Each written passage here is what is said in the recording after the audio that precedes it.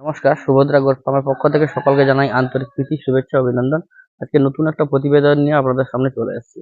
তো বন্ধুরা, আমাদের বিশেষ করে দক্ষিণবঙ্গে যে হারে গরম পড়েছে, মানে যে হারে রোদের তাপ বা যে হারে গরমের ওই অসহ্য যাতনা, মানুষের সঙ্গে সঙ্গে বিভিন্ন পশু পাখিও এই গরমের শিকার হচ্ছে, সমস্যার শিকার হচ্ছে। তো আপনারা এই গরমকালে ছাগলকে কিভাবে রাখবেন বা কিভাবে যত্ন করবেন বা কিভাবে আপনারা পরিচর্যা করবেন, আমি যেভাবে করি সেইটা আপনাদের সামনে তুলে ধরার চেষ্টা করছি। তো বিভিন্ন লোক বিভিন্ন রকমের করতে পারে, তো আমি যেরকম সিস্টেমটা পরিচালনা করি সেই রকম আপনাদের সামনে বলার চেষ্টা করছি। তো দেখুন, এই সময় ছাগলকে আপনারা কি কি সতর্কতা অবলম্বন করবেন জাস্ট এগুলা বলছি, কারণ আমাদের পশ্চিম মেদিনীপুরে আমরা যে জায়গায় এলাকায় বাস করি প্রায় 43+ টেম্পারেচার বর্তমান। তো পূর্ব মেদিনীপুর, পশ্চিম মেদিনীপুর, বাঁকুড়া, বীরভূম, ঝাড়গ্রাম, বর্ধমান, পূর্ব পশ্চিম এইসব এলাকাতে এখন বর্তমান আহ, মানে রেড অ্যালার্ট জারি আছে তাপপ্রবাহের, এবং লুও বইছে। তাতে ছাগল, গরু, মানুষ সবাই কিন্তু এইসব সমস্যার সম্মুখীন হচ্ছে গরমে। তো আমাদের যেরকম শরীরে ঘাম বেরোয়, ছাগলেরও সেরকম শরীরে আহ, ঘাম কিন্তু বেরোয়, আমরা দেখতে পাই না। তো তাদের যাতে রোদ না লাগে, ডাইরেক্ট মানে ডাইরেক্ট রোদ যাতে না লাগে সেই ব্যবস্থা করতে হবে। আপনারা যারা গ্রেজিং করান তারা ছাগলটাকে সকাল সকাল গ্রেজিং করাবেন। 10টার আগে কিন্তু বা 9টা, 9:30টার ভেতরে আপনাদেরকে নিয়ে চলে আসতে হবে। এবং বিকেলের দিকে যদি নিয়ে যান, 4:30টার পরে ছাগলগুলাকে গ্রেজিং এ নিয়ে যাবেন, কারণ ডাইরেক্ট খরা মানে রোদ লাগলে ছাগলগুলা অসুস্থতা হওয়ার চান্স বেড়ে যায়, হিট স্ট্রোক হয়ে যায়, ছাগলগুলা মারা যেতে পারে এবং খুব অসুস্থ হয়ে যেতে পারে। এই জন্য দেখবেন এই টাইমটা আপনারা গ্রেজিং করাবেন। আর একটা কথা, ছাগলগুলোকে যখন বাড়িতে রাখবেন কোনো জায়গায়, তখন কোনো ছায়া জায়গার, কোনো গাছের তলায় বা কোনো পেপার বা কোনো কিছু উপরে টাঙিয়ে দিয়ে, বা কোনো বাড়ির ভেতরে বা আপনার যে খামার আছে, খামারের যে সামনের যে চালা বা সামনের যে পজিশনটা থাকে আলাদা, ওইখানে বেঁধে রাখার চেষ্টা করবেন যাতে ডাইরেক্ট রোদটা না লাগে। তো তাতে ছাগলগুলো ভালো থাকবে। এবং ছাগলগুলোকে আপনারা ওআরএস তো এত কিনে খাওয়ানো সম্ভব নয়, তাই আমি যেভাবে ওদেরকে গুড় জল খাওয়াই, তো সেভাবে আপনাকে দেখাচ্ছি কিভাবে আমি গুড় জলটা ওদেরকে খাওয়াই। কারণ ওদের শরীরে এই সময় গ্লুকোজের শর্ট থাকে, গ্লুকোজ চড়াতে হবে, গ্লুকোজ দিলে ওদের শরীরটা এখন ভালো থাকবে। আর আমাদের যে এরকম ওআরএস খেতে হয় বা আমাদের গ্লুকোজ খেতে হয়, তো এরা যদি এই সময় গুড় জল খায় তো ওদের শরীরটা অনেকটা ভালো সুস্থ থাকবে। আপনাদের গরমের ছাগলগুলোকে যতটা সম্ভব খোলামেলা জায়গায় রাখবেন, যাতে এই লুয়ের যে ঝাপটাটা না লাগে।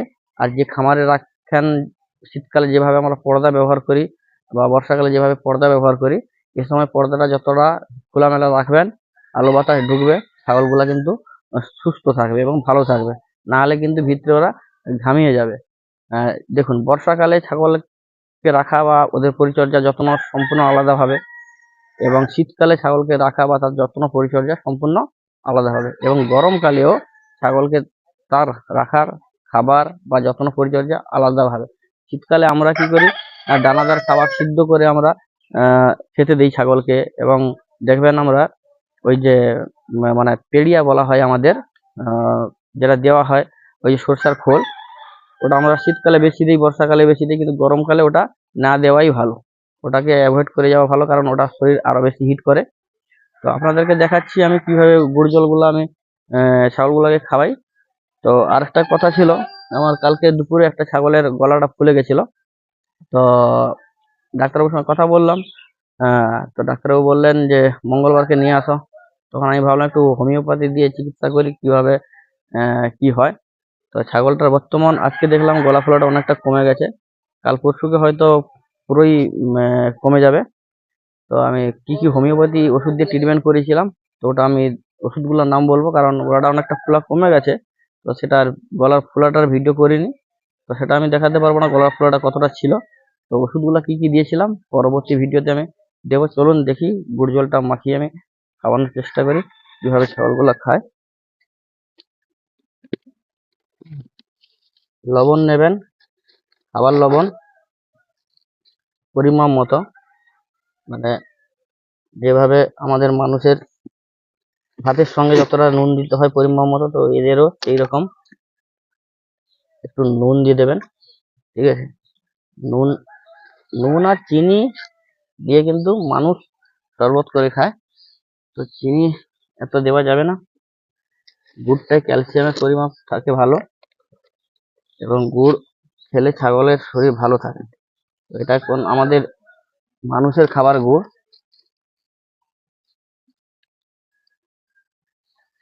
মানুষের খাবার গুড় এইগুলা। তো এইগুলা কিন্তু ছাগলগুলা খুব পরিতৃপ্তির সঙ্গে খায়। তো গুড়টা অনেক পরিমাণ লাগে। তো এই গুড়গার দাম হচ্ছে কিলো 75 টাকা করে, 1 কিলো 75 টাকা। হ্যাঁ, তো প্রত্যেকদিন 1 কিলো গুড় তো খাওয়ানো সম্ভব নয়। এই 1 কিলো গুড়কে আমাদের 4-5 দিন করতে হয়।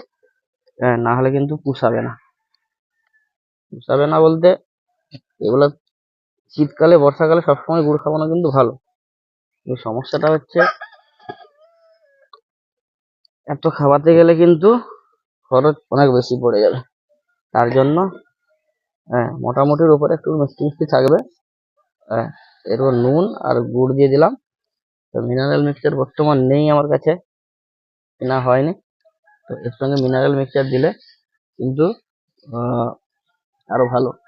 আমরা ডালি এই দেখুন বাচ্চাগুলো খেয়ে যাচ্ছে, ভালো লাগছে ওদের। হ্যাঁ, এইগুলা সবকে ভাগ করে করে করে করে মোটামুটি দিয়ে দেবো। এগুলো খাওয়ানোর পর এদেরকে গ্রেজিং এ নিয়ে চলে যাবো, ঠিক আছে?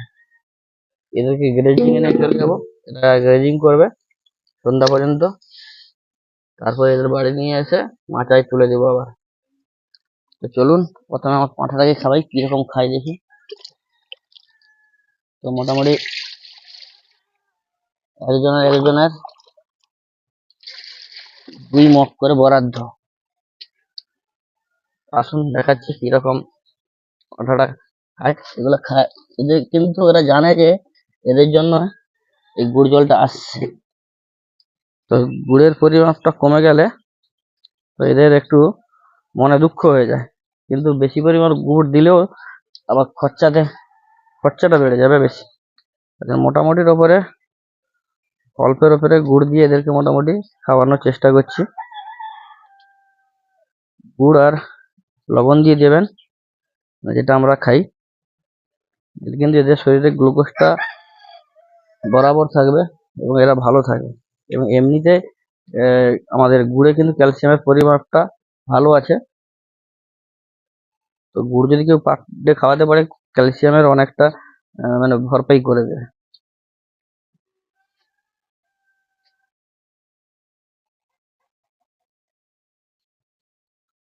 মিষ্টি কমে গেছে, এর জন্যই খেতে চাইছে না বেশি। খেয়েছে অনেকটা। হ্যাঁ, আর একটু গুড় দিতে হবে,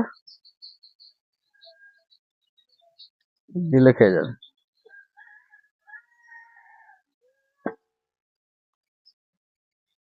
এগুলো সবকে এইভাবে ভাগ করে করে খাইয়ে দেবো।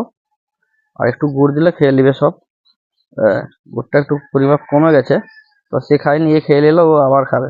এদিকে একটা ছাগল আমার হাত চাটছে যে গুড়ের গন্ধ পেয়েছে। গুড়ের গন্ধ পেয়ে গেলে এর পাগল হয়ে যাবে, ঠিক আছে? তো আপনারা গরমকালে ছাগলগুলোকে সাবধানে রাখবেন এবং পরিচর্যা একবার যত্ন করবেন, যাতে ছাগলগুলা না হিট স্ট্রোকে আক্রান্ত হয় বা না ছাগলগুলা অসুস্থ হয়ে পড়ে। তো পরবর্তী আর একজনকে খাওয়াবো। হ্যাঁ, একবারে বেশি নিয়ে নিন। ওখানে যতগুলো খাইয়ে দেবো, এদিকে অনেকগুলো আছে। ভোটটা একটু কমে গেছে।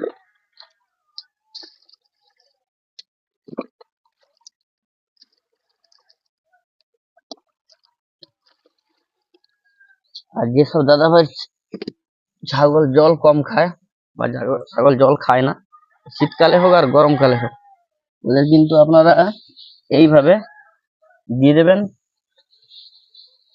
এইভাবে গুড় জল দেবেন, কিন্তু ওরা খেয়ে নেবে। হ্যাঁ, গুড় জল দিবেন, ওরা খেয়ে নেবে। পাঁঠাটা খাচ্ছিল না, পাঁঠাটা যখন তখন খায়, একটু একটু আবার খায়। বুড়িটা খাবে, ও খেয়ে মোটামুটি পেট পুড়িয়ে নেবে জল খেয়ে। তারপর আবার যাবে গ্রেজিং করবে। কিন্তু এর গুড় জল খাওয়ালে ছাগলগুলো পুরো একদম তন্দুরস্ত থাকে, একদম স্পিডি থাকে। যেরকম আমাদেরকে গ্লুকোজ বা ওআরএস খেলে আমাদের শরীরটা একদম ইয়ে থাকে। এখন পাঠাটা আবার টানছে, খাবে। ঠিক আছে। তো বন্ধুরা, গরমে মানুষেরও সমস্যা হচ্ছে, ছাগলেরও সমস্যা হতে পারে।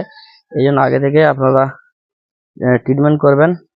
প্রয়োজনে বাড়িতে এনারডাইনা যে গ্লুকোজ থাকে, ওই ওইগুলা একটা দুটা নিয়ে রাখবেন বাড়িতে, ইমার্জেন্সি ক্ষেত্রে রাখতে পারে। ঠিক আছে। এই সময় গ্লুকোজ ডাউন হয়ে যায় ছাগলের। দেখুন আনন্দের সহিত খাচ্ছে, দুপুরে জল খেয়েছে কিন্তু এখন গুড় জল খাচ্ছে। তো আর এই সময় ঠান্ডা জল আপনারা কোনো গামলাতে বা বালতিতে পরিষ্কার ঠান্ডা জল বসিয়ে রাখবেন। যার যখন তৃষ্ণা পাবে, জল খাবার ইচ্ছা হবে, তখন ওটা কিন্তু খেয়ে নেবে। এই সময় গরম জল দিলে ওরা খেতে চায় না, ওরা শীতকালে গরম জল খেতে ভালোবাসে। হ্যাঁ, মানুষের মতো আর কি। এ সময় আমরাও ঠান্ডা জল, ফ্রিজের জল খেতেই ভালোবাসি।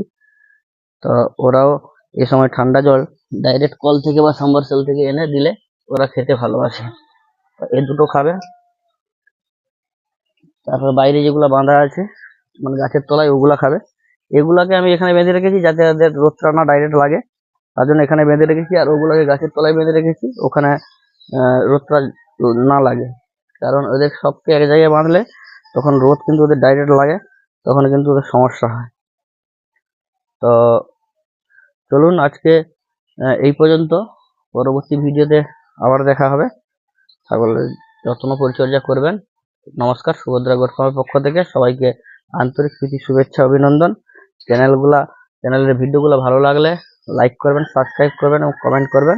পরবর্তী ভিডিওতে ওই আমার যে ছাগলের মানে গলার নিচে যে ফুলে গেছিল, ওটা কি কি ওষুধ দিয়ে ভালো করলাম হোমিওপ্যাথি, তো আপনাদের সঙ্গে শেয়ার করব। ধন্যবাদ।